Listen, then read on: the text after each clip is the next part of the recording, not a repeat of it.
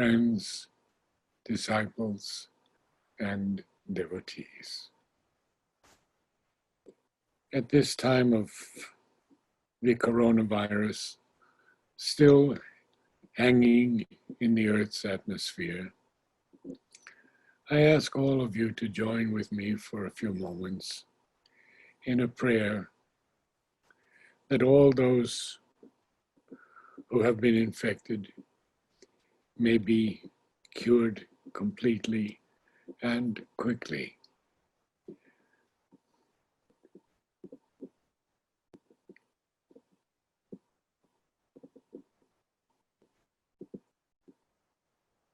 Today I share with you on Sri Aurobindo's birthday this powerfully illuminating passage from his Life Divine.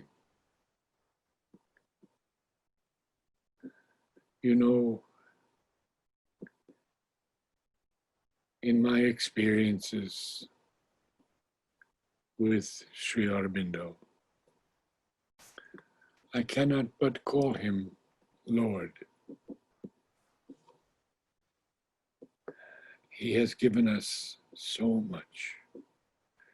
And when we read Mother's words on the Samadhi, we can understand perhaps just a little of how much he has achieved for us, suffered for us, and realized for us. So we begin.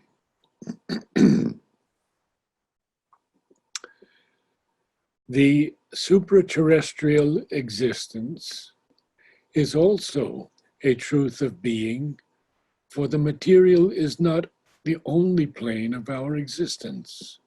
Other planes of consciousness there are to which we can attain, and which have already their hidden links with us, not to reach up to whatever greater regions of the soul are open to us, not to have the experience of them, not to know and manifest their law in ourselves, is to fall short of the height and fullness of our being. But worlds of a higher consciousness are not the only possible scene and habitation of the perfected soul.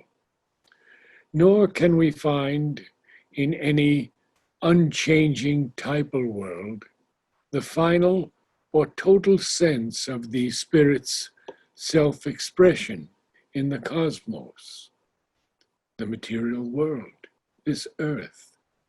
This human life are part of the Spirit's self-expression and have their divine possibility.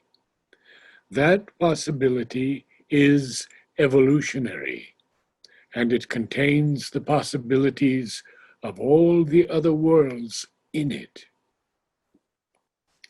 Unrealized, but realizable.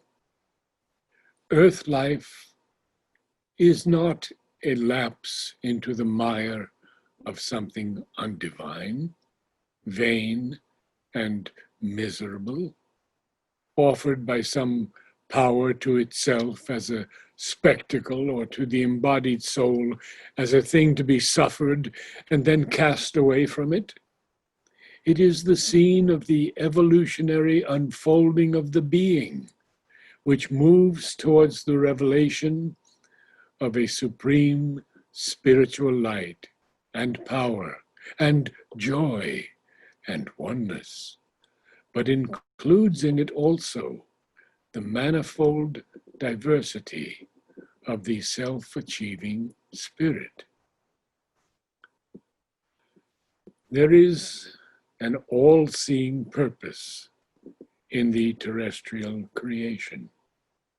A divine plan is working itself out through its contradictions and perplexities, which are a sign of the many-sided achievement towards which are being led the soul's growth and the endeavor of nature.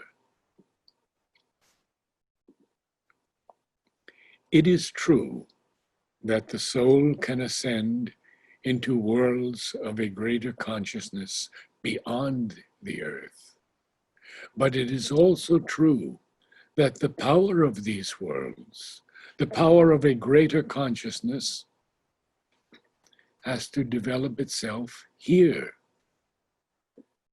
The embodiment of the soul is the means for that embodiment. All the higher powers of consciousness exist because they are powers of the supreme reality. Our terrestrial being has also the same truth.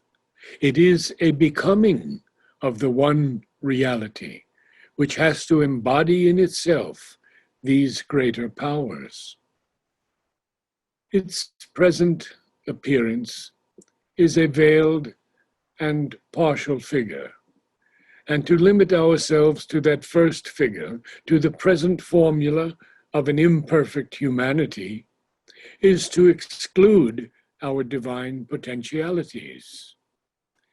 We have to bring a wider meaning into our human life and manifest in it the much more that we secretly are. Our mortality is only justified in the light of our immortality. Our earth can know and be all itself only by opening to the heavens. The individual can see himself aright and use his world divinely only when he has entered into the greater planes of being and seen the light of the Supreme and lived in the being and power of the divine and eternal. An integration of this kind would not be possible if a spiritual evolution were not the sense of our birth and terrestrial existence. The evolution of mind, life, and spirit in matter is the sign that this integration, this completed manifestation of a secret self contained in it, is its significance. A complete involution of all that the spirit is, and its evolutionary self-unfolding are the double term of our material existence. There is a possibility of self-expression by an always unveiled, luminous development of the being. A possibility also of various expression in perfect types, fixed and complete in their own nature. That is the principle of becoming in the higher worlds. They are typal and not evolutionary in their life principle. They exist, each in its own perfection, but within the limits of a stationary world formula. But there is also a possibility of self-expression by self-finding, a deployment which takes the form and goes through the progression of a self-veiling and an adventure of self-recovery. That is the principle of becoming in this universe, of which an involution of consciousness and concealment of the spirit in matter is the first appearance. An involution of spirit in the inconscience is the beginning. An evolution in the ignorance, with its play of the possibilities of a partial developing knowledge, is the middle, and the cause of the anomalies of our present nature. Our imperfection is the sign of a transitional state, a growth not yet completed, an effort that is finding its way, a consummation in a deployment of the Spirit's self-knowledge and the self-power of its divine being and consciousness is the culmination. These are the three stages of the Spirit's progressive self-expression in life. The two stages that have already their play seem at first sight to deny the possibility of the later consummating stage of the cycle, but logically they imply its emergence. For if the inconscious has evolved consciousness, the partial consciousness already reached must surely evolve into complete consciousness.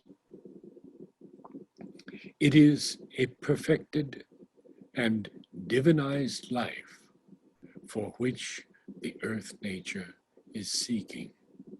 And this seeking is a sign of the divine will in nature. Other seekings also there are, and these too find their means of self-fulfillment.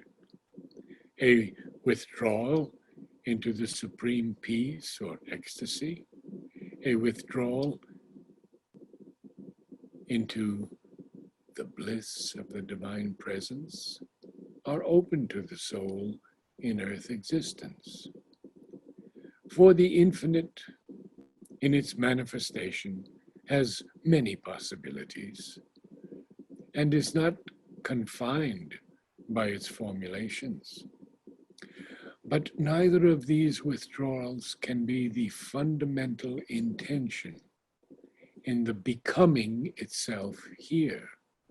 For then, an evolutionary progression would not have been undertaken.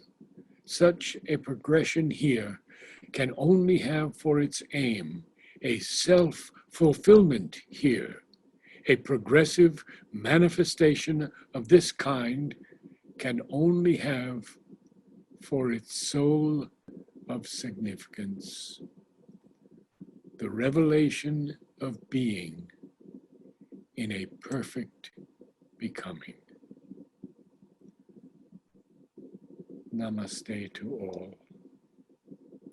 And I invoke the blessings and the grace of Sri Aurobindo and Mother on each of you. Namaste.